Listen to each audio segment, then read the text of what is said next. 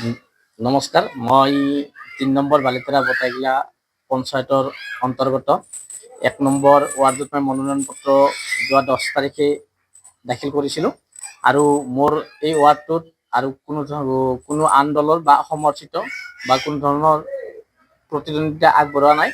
গতিকে মই যিহেতু মোৰ মনোনয়ন স্কুটিনি হৈ গ'ল, এতিয়ালৈকে কোনো ধৰণৰ বিসংগতি পোৱা নাই।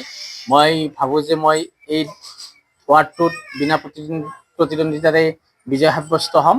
কাৰণ যি ৰাইজৰ অকুণ্ঠ মৰম আৰু আমাৰ নলবাৰী সমষ্টিৰ সন্মানীয় বিধায়ক মহোদয়ৰ যি উন্নয়নৰ ধাৰা অব্যাহত আছে আৰু এই ধাৰাত আমাৰ বালিতৰাবাসী ৰাইজে তেখেতক আৰু তেখেতৰ অধিক শক্তিশালী কৰাৰ উদ্দেশ্যে আমাৰ একতাক এই বালিতৰা পঞ্চায়তৰ লগতে সমগ্ৰ অসমক এক মেছেজ দিব বিচাৰিছে যে ভাৰতীয় জনতা পাৰ্টিৰ লগত বা আমাৰ মন্ত্ৰী জয়ন্ত মল্ল ডাঙৰীয়াৰ লগত আমাৰ এই ৰাইজ তেখেতৰ লগত সদায় আছে আৰু ভৱিষ্যতে থাকিব।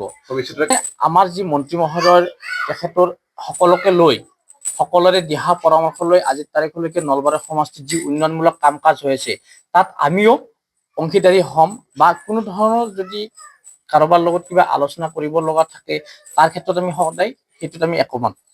ৰাইজসমূহ কাৰণ মই বুলি অকল নহয়, যিহেতু আমাৰ লগত ৰাইজ আছে, আমি এটা সংগঠনৰ সদস্য হয়, আমাৰ মণ্ডল সভাপতি বিধায়ক মহোদয় লগতে সংগঠন যি কাৰ্যকৰ্তা বুথ সভাপতি সমন্বিতি ৰাইজৰ যি সকলো ৰাইজৰে লগত সমানে আমি আলোচনা কৰি সদায় আগবাঢ়ি যাম। আৰু আমাৰ উদ্দেশ্য সকলোৰে এটা যে কেনেকে আমি এই বালিতৰা পঞ্চায়তখনক আমি অসমৰ ভিতৰত এক জাকত জিলিকা পঞ্চায়ত কৰি তুলিব পাৰোঁ। যি মানুহৰ চিন্তাধাৰণা আগতে পঞ্চায়তৰ ৱাৰ্ড মেম্বাৰ বা সভাপতি বুলিলে এক ঘিণ লগা পৰিৱেশ আছে, সেইটোৰ পৰা আমি কেনেদৰে মুক্ত থাকিব পাৰোঁ, আমি তাৰ কাৰণে যি চেষ্টা কৰিব লাগে তাত আমি কোনো ধৰণৰ ত্ৰুটি নাৰাখোঁ। নমস্কাৰ, মোৰ নাম শ্ৰী হিৰকজ্যোতি দাস।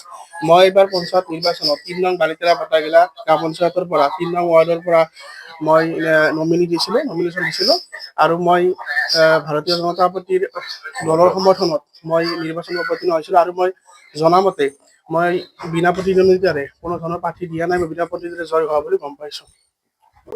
৩ নম্বৰ বালিতৰা বটাইগিলা পঞ্চায়তৰ পৰা মই উঠিছোঁ। মোৰ নামটো শ্ৰী বিজুলী হালৈ দাস। বিনা প্ৰতিনিধিত্বত মই জয় হৈছোঁ। কৰা নাছিলে অনাগত মানে ৰাইজৰ কামবিলাক যিখিনি ধৰি লওক বাকী হৈয়ে আছে, যিখিনি দুখীয়া মানুহে ঘৰ পোৱা নাই বা পানীৰ অলপ অভাৱ হৈ আছে, সেইখিনি মই ভালদৰে চলাই দিম বুলি মই মানে প্ৰতিশ্ৰুতি কৰিছোঁ। যিকোনো খবৰৰ বাবে যোগাযোগ কৰক 7099017330 লগতে 7099017110 নম্বৰত।